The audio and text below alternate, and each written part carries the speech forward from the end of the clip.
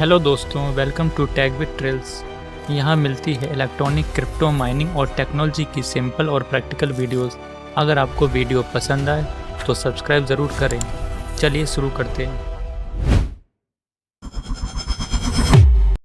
आजकल ब्लॉकचेन बहुत लोकप्रिय है, लेकिन ब्लॉकचेन क्या है, वे कैसे काम करते हैं, वे किन समस्याओं को हल करते हैं और उनका इस्तेमाल कैसे किया जा सकता है। जैसा कि नाम से पता चलता है, ब्लॉकचेन ब्लॉक की एक चेन है जिसमें जानकारी होती है।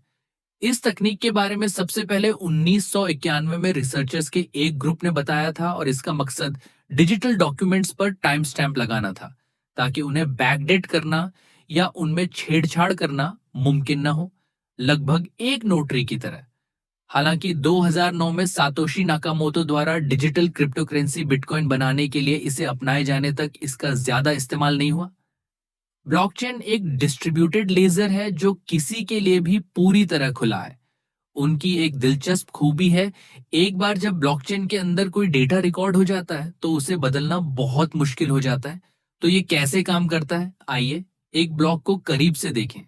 हर ब्लॉक में कुछ डेटा, ब्लॉक का हैश और पिछले ब्लॉक का हैश होता है। ब्लॉक के अंदर स्टोर किया गया डेटा ब्लॉकचेन के प्रकार पर निर्भर करता है।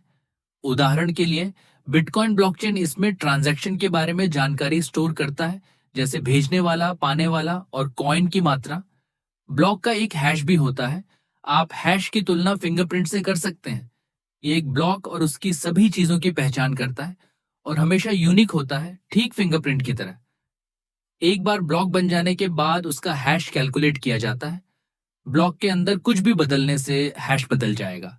दूसरे शब्दों में, जब आप ब्लॉक में बदलाव का पता लगाना चाहते हैं तो हैश बहुत काम आते हैं। अगर किसी ब्लॉक का फिंगरप्रिंट बदल जाता है तो वह वही ब्लॉक नहीं रहता। हर ब्लॉक के अंदर तीसरा एलिमेंट पिछले ब्लॉक का हैश होता है। इससे असल में ब्लॉक की एक चेन बनती है और यही तकनीक ब्लॉकचेन को इतना सुरक्षित बनाती है। आइए एक उदाहरण लेते हैं। यहाँ हमारे पास 3 ब्लॉक की एक चेन है। जैसा कि आप देख सकते हैं, हर ब्लॉक का एक हैश और पिछले ब्लॉक का हैश होता है। तो ब्लॉक नंबर 3 ब्लॉक नंबर 2 की ओर इशारा करता है और नंबर 2 नंबर 1 की ओर। अब पहला ब्लॉक थोड़ा खास है, ये पिछले ब्लॉक की ओर इशारा नहीं कर सकता क्योंकि ये पहला ब्लॉक है। हम इसे जेनेसिस ब्लॉक कहते हैं।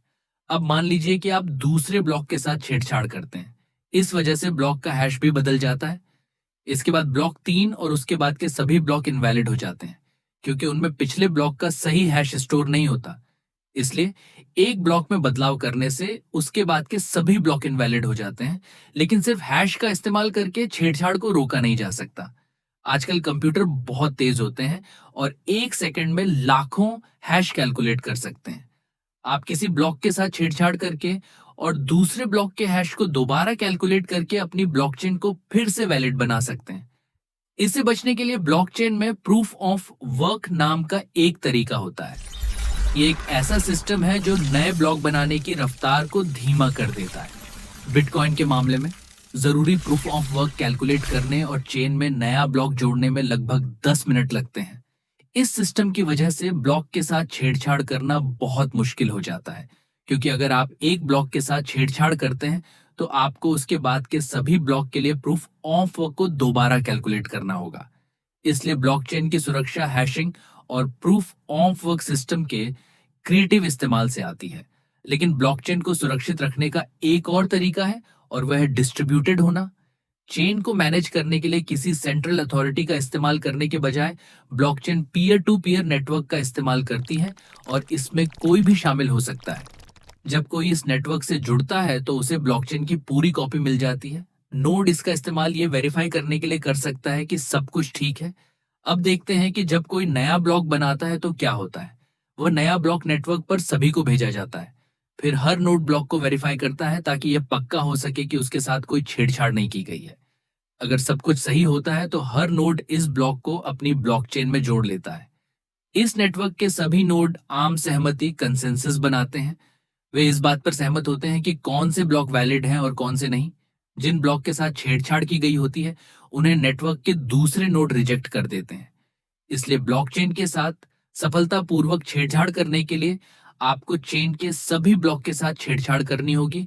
हर ब्लॉक के लिए प्रूफ ऑन ऑफ वर्क को दोबारा करना होगा और पीयर टू पीयर नेटवर्क के 50% से ज्यादा हिस्से पर कंट्रोल करना होगा। तभी आपका छेड़छाड़ किया हुआ ब्लॉक बाकी सभी लोगों द्वारा स्वीकार किया जाएगा।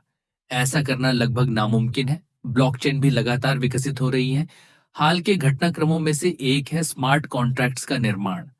ये कॉन्ट्रैक्ट्स सरल प्रोग्राम होते हैं जो ब्लॉकचेन पर स्टोर किए जाते हैं और इनका उपयोग कुछ शर्तों के आधार पर स्वचालित रूप से कॉइन का आदान प्रदान करने के लिए किया जा सकता है। स्मार्ट कॉन्ट्रैक्ट्स के बारे में और जानकारी बाद के वीडियो में दी जाएगी। ब्लॉकचेन तकनीक के निर्माण ने बहुत से लोगों की रुचि बढ़ाई। जल्द ही दूसरों को एहसास हुआ कि इस तकनीक का उपयोग अन्य चीजों के लिए भी किया जा सकता है, जैसे कि मेडिकल रिकॉर्ड स्टोर करना, डिजिटल नोटरी बनाना या टैक्स इकट्ठा करना। तो अब आप जानते हैं कि ब्लॉकचेन क्या है, ये बुनियादी स्तर पर कैसे काम करती है और ये किन समस्याओं का समाधान करती है। अगर आपको ये वीडियो पसंद आई हो और इससे आपको कुछ नया सीखने को मिला हो तो कृपया इस वीडियो को लाइक करें और हमारे चैनल को सब्सक्राइब करना न भूलें। साथ ही बेल आइकन को भी दबा दें ताकि हमारी आने वाली हर नई वीडियो की सूचना सबसे पहले आप तक पहुंचे। मिलते हैं अगली वीडियो में। तब तक के लिए धन्यवाद।